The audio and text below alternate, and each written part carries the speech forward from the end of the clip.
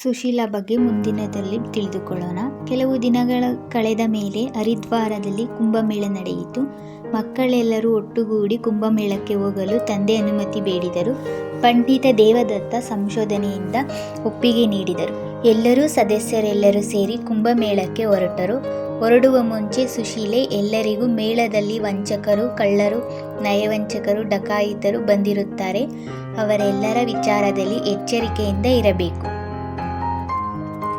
ಯಾವ ಪರಿಚಯ ಸ್ತ್ರೀ ಪುರುಷ ಜೊತೆಯಲ್ಲಿ ಸಂಪರ್ಕ ಬೆಳೆಸಬಾರದು. ಯಾರು ಏನು ಕೊಟ್ಟರೂ ತೆಗೆದುಕೊಳ್ಳಬಾರದು. ಅಪರಿಚಿತರು ನಂಬೂಕೂಡದು. ಅಲ್ಲಿ ಸಿಗುವ ಆಹಾರ ಪಾನೀಯಗಳು ಸೇವಿಸಬಾರದು. ಯಾವುದೇ ಸಂದರ್ಭದಲ್ಲಿ ಯಾರೊಂದಿಗೆ ದುರ್ಬಲವಾಗಿ ಹೇಡಿಗಳಾಗಿರಬಾರದು. ಧೈರ್ಯಶಾಲಿಗಳಾಗಿ ಸಾಹಸಿಗಳಾಗಿ ಕಾಣಿಸಿಕೊಳ್ಳಬೇಕು ಎಂದು ಬುದ್ಧಿ ಹೇಳಿದಳು. ಮಾರ್ಗ ಮಧ್ಯೆ ಅಯೋಧ್ಯೆಗೆ ಹೋಗಿ ಇಳಿದು ಸ್ನಾನ ಮಾಡಿ ಎಲ್ಲರೂ ಮಂದಿರಕ್ಕೆ ಹೋಗಿ ದರ್ಶನ ಮಾಡಿದರು.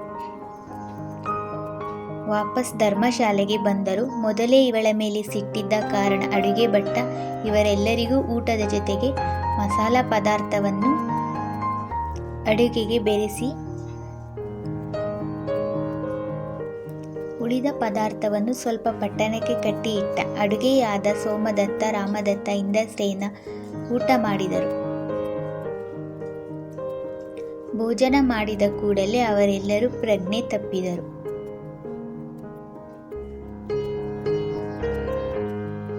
ಆಹಾರದಲ್ಲಿ ಏನೋ ವಿಷ ಸೇರಿರುವುದರಿಂದ ಎಲ್ಲರೂ ಪ್ರಜ್ಞೆ ತಪ್ಪಿದ್ದಾರೆ ಎಂದು ಸುಶೀಲೆ ಯೋಚಿಸಿದಳು.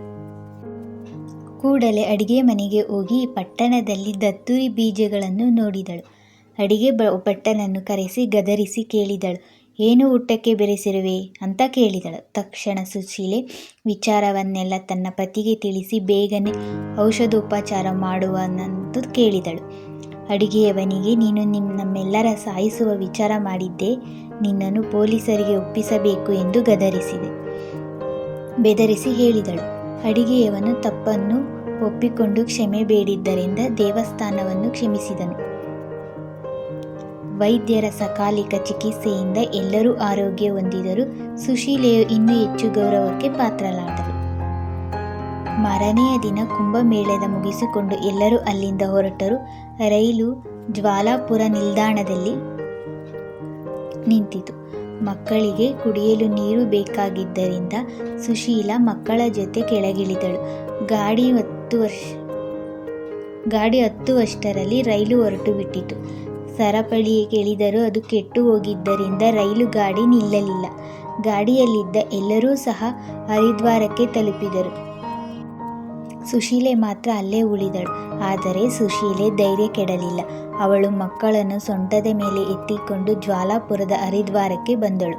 ಒಂದು ದೇವಾಲಯದಲ್ಲಿ ಉಳಿದುಕೊಂಡು ಅಲ್ಲಿಯ ವಿದ್ವಾಂಸರಾದ ಪೂಜಾರಿಗೆ ಸಂಸ್ಕೃತ ಭಾಷೆಯಲ್ಲಿ ಹೇಳಿದಳು. ಆಗ ಪಾಂಡಿತ್ಯದ ಪ್ರಭಾವ ಪೂಜಾರಿಗಳನ್ನೂರು ಅವಳಿಗೆ ಉಳಿಯಲು ಸ್ಥಳಾವಕಾಶ ಮಾಡಿಕೊಟ್ಟರು. ಸುಶೀಲೆಯು ಕಾಗದವನ್ನು ತರಿಸಿ ಅದರ ಮೇಲೆ ತಾನು ಜ್ವಾಲಾಪುರದಿಂದ ಇಲ್ಲಿಗೆ ಬಂದು ತಂಗಿರುವೆ ಈ ವಿಚಾರವನ್ನು ಪತ್ರದಲ್ಲಿ ಬರೆದು ಹಲವಾರು ನಕಲುಗಳನ್ನು ಮಾಡಿಸಿದಳು. ಪೂಜಾರಿಯು ಸಹಾಯದಿಂದ ಸ್ವಯಂ ಸೇವಕರ ಮುಖಾಂತರ ಪಟ್ಟಣದ ಎಲ್ಲ ಗೋಡೆಗಳ ಮೇಲೆ ಸಾರ್ವಜನಿಕ ಸ್ಥಳಗಳಲ್ಲಿ ಇವುಗಳನ್ನು ಅಂಟಿಸಲಾಯಿತು. ಪೊಲೀಸರಿಗೂ ಇದರ ಸೂಚನೆ ಕೊಡಲಾಯಿತು. ಇದರಿಂದ ಸುದ್ದಿ ತಿಳಿದು ಕೂಡಲೇ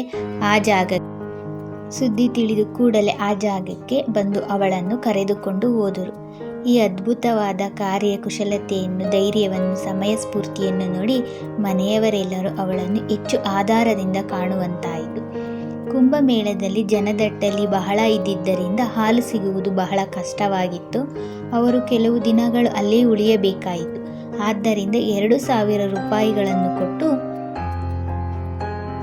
ಒಂದು ಹಸುವನ್ನು ಕೊಂಡುಕೊಂಡರು. ಅಲ್ಲಿ ಇದ್ದಷ್ಟು ದಿನ ಸುಖವಾಗಿ ಕಳೆಯಿತು.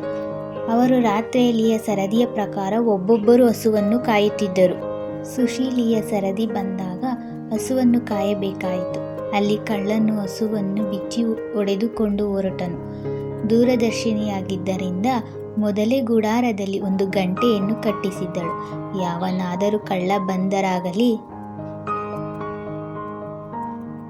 ಇನ್ನೇನಾದರೂ ತೊಂದರೆಯಾದರೆ ಗಂಟೆ ಬಾರಿಸುತ್ತದೆ. ಏಕೆಂದರೆ ಗಟ್ಟಿಯಾಗಿ ಅರಿಚಲು ಸುಮ್ಮನೆ ಮೌನವಾಗಿದ್ದರೆ ಕಳ್ಳನು ಹಣವನ್ನು ಅಪಹರಿಸುತ್ತಾನೆ ಎಂಬುದಾಗಿ ಅವಳು ಯೋಚಿಸಿ ಈ ವ್ಯವಸ್ಥೆ ಮಾಡಿದಳು. ಕಳ್ಳನು ಹಸುವನ್ನು ಕದ್ದಿದ್ದನ್ನು ನೋಡಿದ ಕೂಡಲೇ ಜೋರಾಗಿ ಗಂಟೆ ಬಾರಿಸಲು ಪ್ರಾರಂಭಿಸಿತು. ಗಂಟೆಯ ಸದ್ದನ್ನು ಕೇಳಿ ಮನೆಯವರೆಲ್ಲ ಬೆಚ್ಚಿ ಬಿದ್ದು ಏನಾಯಿತು ಎಂದು ಜೋರಾಗಿ ಗಲಾಟೆ ಮಾಡಿದರು. ಕಳ್ಳನು ಹಸುವನ್ನು ಬಿಟ್ಟು ಪಲಾಯನ ಮಾಡಿದನು. ಸೊಸೆಯ ಬುದ್ಧಿವಂತಿಕೆಯಿಂದ ಕಳ್ಳತನವಾಗುವುದು ತಪ್ಪಿತು. ಕುಂಭಮೇಳದಿಂದ ಸ್ನಾನ ಮಾಡಲು ಹೋದರೂ ದೇವರ ದರ್ಶನ ಮುಗಿಸಿ ಮತ್ತೆ ಮನೆಗೆ ಹಿಂತಿರುಗಿದರು. ಸುಶೀಲೆಯ ಬಗ್ಗೆ ಮುಂದಿನ ವಿಡಿಯೋನನ್ನು ಹಾಕುತ್ತೇನೆ. ಧನ್ಯವಾದಗಳು. ನಮ್ಮ ಚಾನಲ್ನನ್ನು ಸಬ್ಸ್ಕ್ರೈಬ್ ಮಾಡೋದನ್ನು ಮರೆಯಬೇಡಿ.